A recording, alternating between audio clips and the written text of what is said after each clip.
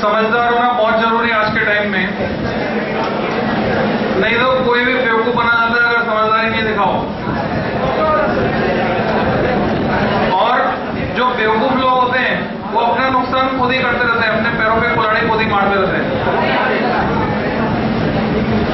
लड़ाई झगड़े में अपनी एनर्जी खर्च करते रहते हैं जो बेवकूफ लोग होते हैं। और जो समझदार लोग होते हैं वो लड़ाई झगड़े से दूर रहते हैं, अपनी एनर्जी सही डायरेक्शन में लगा के आगे बढ़ जाते हैं। तुम्हें समझदार बनना है।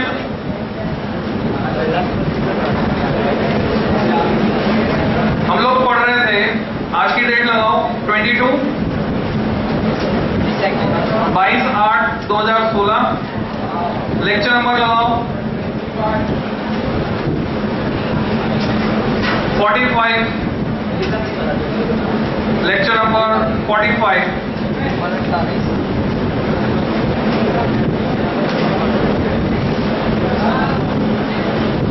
ट्रांसफॉर्मर चल रहा था, ट्रांसफॉर्मर एंड होगा, फिर ईएमडब्ल्यू शुरू होगा। लास्ट टर्न पे तुमने डायग्राम बना लिया था ट्रांसफॉर्मर का। हेडिंग लगाओ construction, heading is construction. Transformer के लिए तुम लिख सकते हो it consist of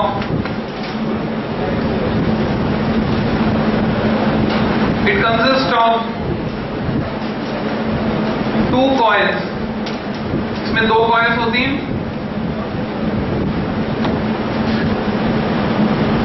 WRAPPT wrapped, जिनको लपेटा जाता है, wrapped on same core. It consists of two coils wrapped on same core.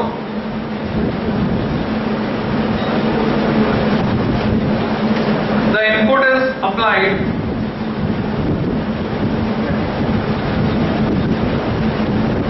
through primary. Input is applied through primary and output is taken.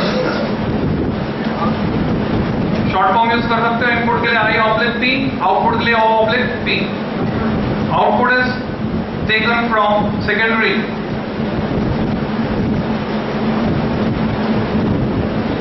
Full stop. It can be of following two types. दो तरह की तो पहले पढ़ लिया हमने, core type और shell type. अभी उसको रिवाइज करवा दूंगा। फिर से दो तरह का होता है, step up and step down. Two types के बाद डैश लगा दो। फर्स्ट स्टेप अप, ट्रांसफॉर्मर का short form TFMR, standard short form है, इंजीनियरिंग में इसी को यूज करते हैं। तो स्टेप अप ट्रांसफॉर्मर का अगर मैं सर्किट सिंबल बनाता हूं, this is circuit symbol for step up transformer. Input इधर से लगाएंगे, एसी सिग्नल। ये ट्रांसफॉर्मर की प्राइमरी है PP डैश, ये कोर का सिंबल है। दो पैरेलल लाइन खींचते हैं जो रिप्रेजेंट करता है कोर को, जिस पर तार को लपेटा गया है। स्टेप अप में नंबर ऑफ टर्न्स जो है सेकेंडरी में ज्यादा होते हैं, तो जब तुम बनाओगे तो ये चीज यहाँ रिफ्लेक्ट होनी चाहिए। सेकेंडरी में मोर number of turns, SS dash. यहां से तुम्हें मिलने वाला आउटपुट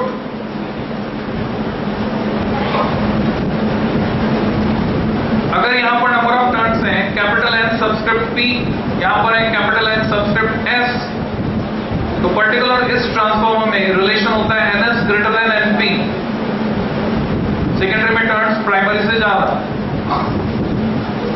दूसरा टाइप स्टेप डाउन, ये वोल्टेज को कम करेगा। जब हम स्टेप अप या स्टेप डाउन कह रहे हैं तो किसके रेफरेंस में? वोल्टेज के रेफरेंस में कह रहे हैं।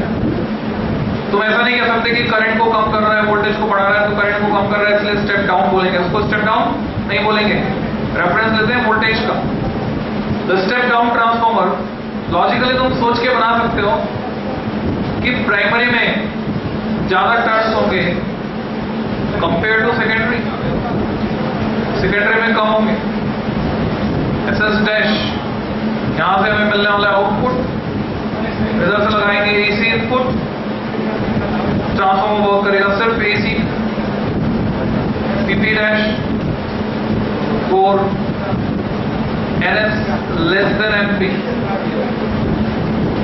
तो हम एक क्वांटिटी और डिफाइन करते हैं यहाँ पे, वो टर्म है टर्न रेशियो कहते हैं उसको, या फिर बोलते हैं ट्रांसफॉर्मेशन रेशियो।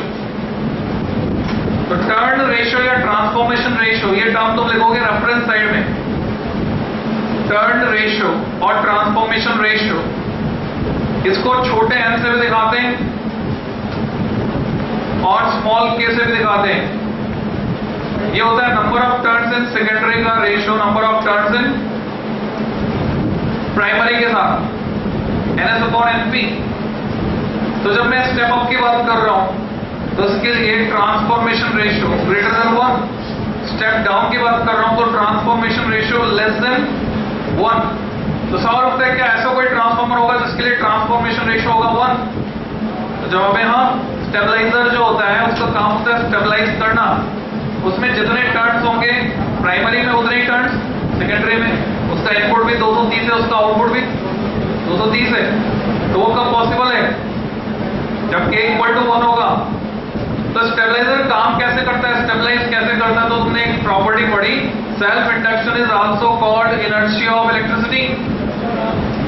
तो जब प्राइमरी में जो करंट हम भेज रहे हैं AC वो चेंज हो रही है, तो कॉइल से रिलेटेड, खुद से रिलेटेड फ्लक्स चेंज हो रहा है सेल्फ इंडक्शन के कारण, वहां अपोजिशन मिलेगा, टाइम डिले आएगा, जोर का लटका धीरे से लगेगा। फिर सेकेंडरी में म्यूचुअल इंडक्शन, वहां फिर से टाइम डिले आएगा।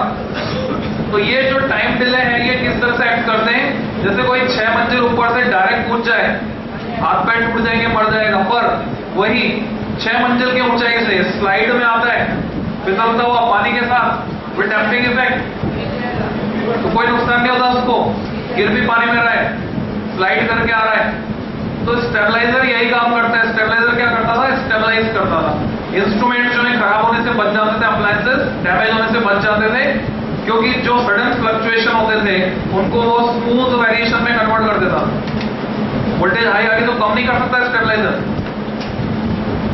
तो तुमने देखा आजकल इंस्ट्रूमेंट्स में स्टेबलाइजर बोलते थे इनबिल्ट है, अब वो इतना सा पतला सा तो टीवी है, इतना मोटा भारी स्टेबलाइजर होता है, इनबिल्ट है, कहाँ है? दिखता तो नहीं। तो एक्चुअल में स्टेबलाइजर को रिप्लेस कर दिया एक दूसरे डिवाइस में जिसका नाम है ज़ीनर डायोड। तो जहां पर लो करंट एप्लीकेशन थी, कम करंट की जरूरत होती थी, वहां पर स्टेबलाइजर की जगह हमने ज़ीनर डायोड लगाना शुरू कर दिया। इसको हम पढ़ेंगे आगे ज़ीनर डायोड के बारे में। अभी लौट के यहाँ पे आते हैं, कंस्ट्रक्शन में तुमने ये 2 सर्किट बनाए, अब इसकी थ्योरी एंड वर्किंग हमको पढ़नी है। Next study theory and working. पर थ्योरी एंड वर्किंग पे जाने से पहले थोड़ा सा रिविजन कर लो। प्रिंसिपल से तुम फैमिलियर हो, म्यूचुअल इंडक्शन पे काम करता है ट्रांसफॉर्मर। ट्रांसफॉर्मर की टाइप्स में हमने लास्ट टाइम पे डिस्कस किया था, पहचान के देखो। देखे ये देखो, इसमें प्राइमरी अंदर है और उसी के ऊपर सेकेंडरी लपेट दी है। बताओ कोर टाइप है कि शेल टाइप? पूरा अंदर आ गया तो शेल टाइप। ये इसमें डिफरेंट वर्जन है, इससे अंदर में समझ में आ रहा है। प्राइमरी नीचे रेड वाली और सेकेंडरी है ऊपर, ऐसा है? या सेकेंडरी ऊपर वाली है, प्राइमरी नीचे वाली है? लिंक करने की कोशिश करो। मैं कहता हूं ये स्टेप डाउन ट्रांसफॉर्मर है, तो हम बताओ। देखो सेकेंडरी बड़ी दिख रही है, ज्यादा टर्न से। अगर ये स्टेप डाउन है तो ये सेकेंडरी नहीं हो सकती। ये कौन सी है? प्राइमरी, जिसमें ज्यादा टर्न वो प्राइमरी। पर यहां पर हम धोखा खा सकते हैं। मैंने लॉजिक तो तुम्हें समझाया। धोखा ऐसे खा सकते हो कि जिसमें भी ज्यादा टर्न होते हैं उसमें पतला तार इस्तेमाल करते हैं। जिसमें ज्यादा टर्न्स होते हैं उसमें पतला, जिसमें कम टर्न्स होते हैं उसमें मोटा। तो हो सकता है मोटे तार के कारण हो तो ये सेकेंडरी, पर मोटे तार के कारण कैसी दिख रही हो? बड़ी दिख रही हो, और पतले तार के कारण प्राइमरी छोटी दिख रही हो। यहाँ धोखा खाया जा सकता है। तो कुछ भी है, हमें इससे मतलब नहीं। इनमें से एक प्राइमरी और एक सेकेंडरी है, पर लपेटने का तरीका अलग है, इससे डिफरेंट है, जो तुम्हें समझ में आ रहा होगा। फिर ये जो बाहर लगा हुआ है बड़ा वाला ट्रांसफॉर्मर वो है, ठीक है। और आगे चलते हैं। ये इनका क्रॉस सेक्शनल व्यू है। ये है कोर टाइप और ये है शेल टाइप। तो डिफरेंस तुम्हारे सामने क्लियर है। ये एक और कंस्ट्रक्शन है ट्रांसफॉर्मर की, जैसा तुम देख पा रहे हो। ये कॉइल यहाँ पर है और यहाँ पर है, यानी ये कोर टाइप हुआ कि शंट टाइप? हाँ, ये कोर टाइप है क्योंकि कॉइल कोर पे लगे हुए। इस कोर को बनाने के लिए ये स्ट्रिप्स होती हैं अलग अलग शेप की, इनसे पैकिंग करते हैं। ट्रांसफॉर्मर में अगर एक इनर डिटेल पे जाए, अंदर घुसे और थोड़ा सा, ये देखो ये इनपुट है ट्रांसफॉर्मर का, ये आउटपुट है। तुम देख रहे हो दोनों एसी है, तुम ये भी देख रहे हो दोनों सेम फेज में है। ये पहले ऊपर जा रहा है तो ये भी पहले ऊपर जा रहा है, पर नीचे ये अपोजिट फेज में, ये पहले ऊपर जा रहा है, आउटपुट पहले नीचे जा रहा है। तो ट्रांसफॉर्मर में दोनों तरह की वाइंडिंग हम कर सकते हैं। उसको ऐसे दिखाते हैं डॉट लगाकर, यहाँ पे ये जो डॉट लगा है इसमें बताया वाइंडिंग है ऊपर से नीचे, ऐसे तारों एरिया को लपेटा है ऊपर से नीचे। तो दोनों में सिमिलर वाइंडिंग है तो सेम फेज में रहेगा आउटपुट। पर अगर हमने यहाँ अपोजिट वाइंडिंग कर दी तो 180 का फेज शिफ्ट आ गया। पर तुम्हें इसकी परवाह करने की जरूरत नहीं है, बिकॉज ठीक है, ये एडिशनल डिटेल मैंने बताई। वर्किंग की बात करते हैं, थ्योरी एंड वर्किंग। तुमने हेडिंग लगाया, इसमें तुम लिख सकते हो when alternating current is passed, when alternating current is passed through primary, then an EMF get induced in it,